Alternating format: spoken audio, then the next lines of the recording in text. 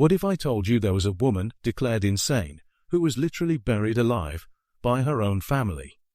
A chilling tale of madness, betrayal, and a twisted final sentence. Imagine the blackness, the stifling air, the desperate realization that your own kin, the people who should have protected you, had sealed your fate in a living tomb. This isn't a gothic horror novel. This is a fragment, a whisper from the past, hinting at the gruesome reality faced by one unfortunate soul. Today, we uncover the shocking case of Joanna the Mad, a figure whose name has become synonymous with tragic confinement and familial betrayal. She was considered dangerous, unstable, a threat to her family's meticulously constructed world. But was she truly mad or merely inconvenient? Her story forces us to confront uncomfortable truths about power, perception, and the terrifying ease with which a life can be extinguished in the name of order. We will explore the dark secrets behind her chilling fate, delving into a narrative far more disturbing than any fiction. Prepare to journey back to a time when mental affliction was met not with care, but with condemnation, and where a family's desperation to preserve their social standing could lead to unfathomable cruelty. The year is the early 17th century, and our story takes us to the unassuming, yet soon-to-be infamous, town of Mardorf, nestled deep within Germany. This was a Europe steeped in rigid social hierarchies, where personal reputation and family honor held immense weight. It was also a continent grappling with profound anxieties. Religious fervor often bled into widespread paranoia, fueling superstitions and fear. In such an environment, the unfamiliar, the eccentric, or the simply inconvenient could easily be rebranded as dangerous. Mental illness, as we understand it today, was a concept barely in its infancy. Instead, what we now identify as psychiatric conditions were frequently interpreted through a lens of moral failing, demonic possession, or divine punishment. The treatment for those deemed mad was rarely compassionate. Instead, it often swung between brutal exorcisms and lifelong incarceration, hidden away from polite society. Mardorf, like countless other European settlements, was a microcosm of these prevailing attitudes. Here, family units were the bedrock of social order, and any perceived stain on a family's name could have devastating consequences socially, economically, and sometimes even physically. Institutions like the church, while offering spiritual guidance, also possessed immense authority in dictating acceptable behavior and enforcing social norms. They frequently served as arbiters in matters of perceived deviancy, often aligning with powerful families to maintain the status quo.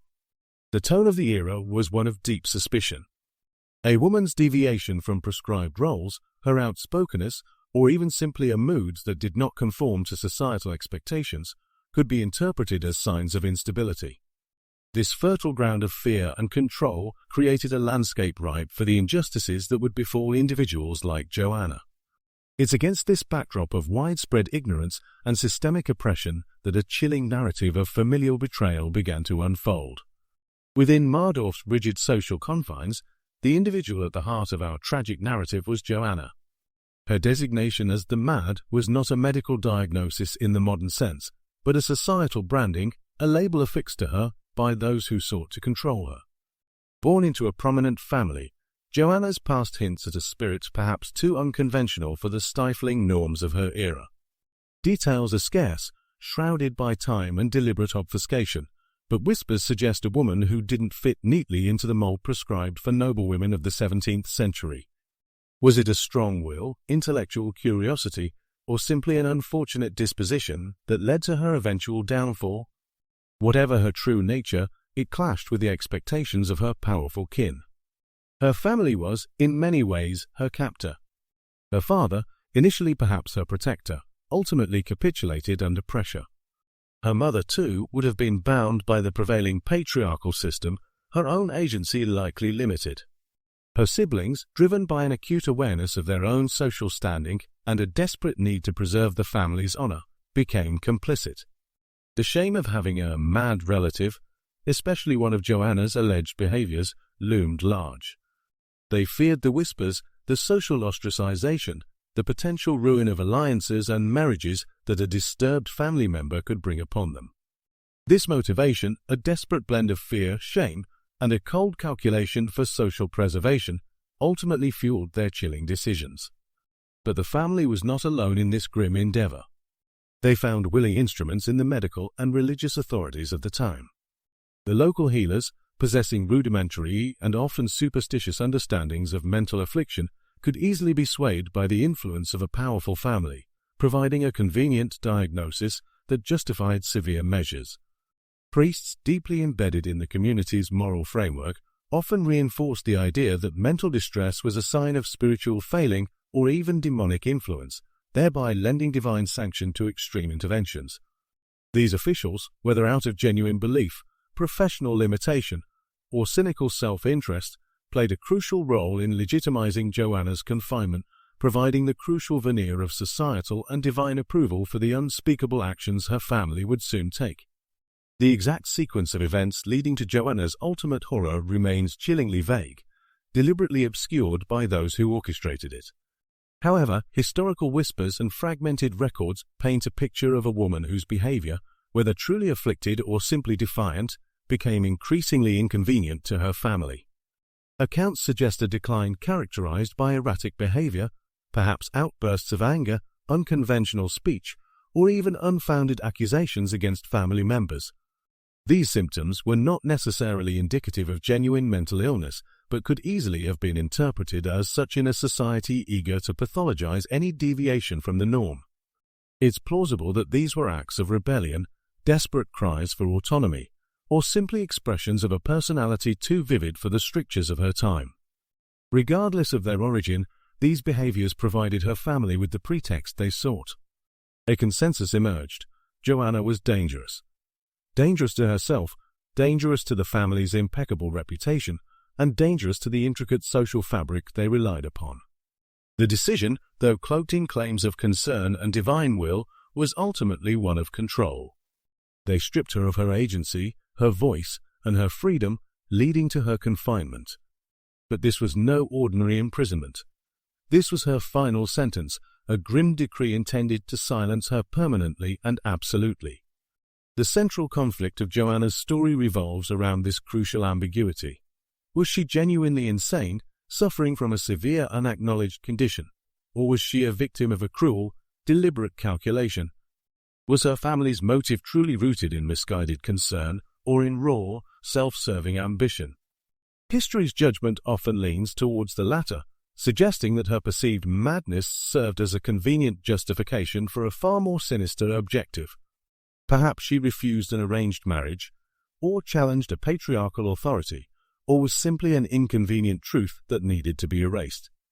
The tragic irony is that her very confinement, devoid of compassion or understanding, would have undoubtedly exacerbated any genuine mental distress she might have had, or indeed, driven a sane person to the brink. While direct, explicit evidence implying she was physically entombed alive at the moment of her death remains debated, the records hint at an equally horrifying reality: a life lived in a secret cell, in inhumane conditions, meticulously isolated until her last breath. These subtle clues, vague entries in family ledgers, hushed correspondence, unexplained disappearances, collectively point to a conspiracy to silence her, ensuring her complete physical and social erasure. For centuries, Joanna's story remained largely within the realm of family legend, a dark episode whispered in hushed tones, distorted by layers of time and deliberate secrecy. However, the ceaseless work of modern historians and increasingly sophisticated forensic techniques have begun to peel back these layers, allowing us to glimpse the horrifying reality of her confinement. The quest to uncover the truth has involved painstaking examination of obscure artifacts and dusty archival sources. The first crucial step has been the re-evaluation of long-ignored family records. What once seemed innocuous, perhaps a physician's brief note on Joanna's condition or a cryptic allowance in a ledger for special housing, now reveals itself as chilling subtext. These documents, previously dismissed as evidence of proper care, are being reread through a modern understanding of historical context and the power dynamics at play. We find tantalizing hints in the sudden cessation of correspondence, the lack of external visitors, and the complete disappearance of Joanna from public life, all pointing to a meticulously orchestrated removal. Forensic archaeologists, applying their expertise to the likely burial sites associated with the family's properties, have been instrumental. While a literal entombment alive is an act of acute sadism and difficult to prove definitively after centuries, the physical evidence from these sites can reveal a great deal about the conditions of her confinement and the circumstances of her death. Anomalies in burial arrangements, evidence of poor nutrition, or signs of prolonged confinement, such as skeletal indicators of restricted movement, can paint a stark picture even without a definitive smoking gun. Combined with re-examination of legal documents from the period, especially those pertaining to property or inheritance disputes that might have provided a motive for eliminating Joanna, a more coherent, disturbing narrative emerges. The dark discovery is not necessarily a single dramatic revelation, but a mosaic of compelling data points. The cumulative evidence strongly suggests that Joanna was not simply interred after a natural death. Instead, the signs indicate a prolonged, cruel confinement, effectively a living death. Whether her final moments involved being sealed within a hidden chamber while still breathing, or if she simply succumbed to the conditions of a secret cell, the conclusion is harrowing. She was wronged, silenced, and made to disappear by her own flesh and blood. Joanna's reconstructed story, chilling in its implications, is far more than a mere historical curiosity. It serves as a stark and painful exemplification of the dangers inherent in societal and religious hysteria, particularly when combined with unchecked power. Her fate was, in many ways, an extreme symptom of a widespread historical disease, the persecution and dehumanization of those who deviated from rigid social norms, especially women. The concept of madness was a convenient, potent weapon in the arsenal of control, allowing society to dismiss, dispossess, and ultimately dispose of individuals without consequence. The enduring shadow of injustice cast by cases like Joanna's against women deemed mad during these times is profound. For centuries, women were particularly vulnerable to accusations of witchcraft or insanity if they were too independent, too vocal, too intelligent, or simply inconvenient. Their autonomy was systematically stripped away, often by the very families who should have protected them, and frequently with the tacit or explicit approval of religious and medical authorities. Joanna's story resonates precisely because it highlights this systemic oppression, reminding us that the silencing of women deemed hysterical or insane was not an isolated incident, but a pervasive pattern. Her tragedy offers vital lessons for modern reflection. Firstly, it underscores the critical importance of a nuanced understanding of mental health, rather than succumbing to fear-based labels or simplistic solutions.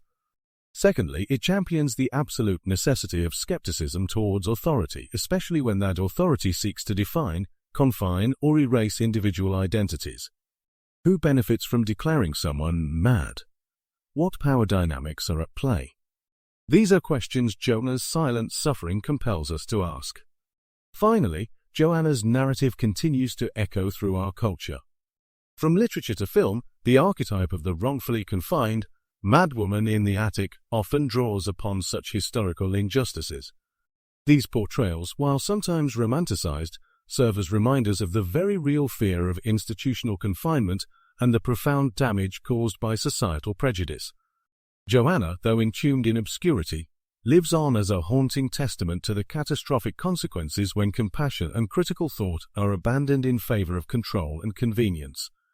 Joanna's tragic story is a haunting reminder of how fear and prejudice can turn even what might be framed as compassionate acts into cruel punishments. Her final sentence, a death in darkness and obscurity, raises enduring, uncomfortable questions that echo across the centuries, probing the very essence of justice, sanity, and the disturbing darkness lurking behind what appear to be closed, respectable doors.